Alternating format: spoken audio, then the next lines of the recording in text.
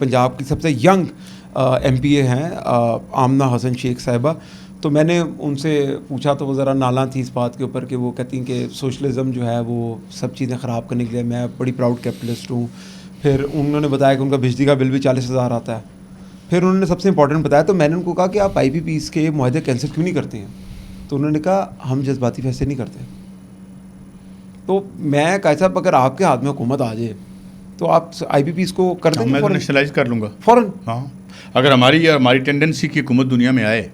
دیکھیں بات سنیں, میں آپ کو دو باتیں بتاتا ہوں. پہلی بات بتا جب آئی پی پیز نیشنلائز ہوگی تو ہوگا بھی. میری بات سنیں. 1917 میں جب انقلاب آیا تھا, ابھی نیٹ پہ جا کے دیکھیے گا, 1917 میں انقلاب آتے جو پہلا کام لینن نے کیا تھا وہ کیا کیا تھا؟ جی, تمام سامراجی قرضے ضبط کر لیے تھے. اس نے کہا کہ یہ زار کی فیملی نے کھایا پیسے سارے. اس وقت ایک موومنٹ چل رہی ہے فرانس میں.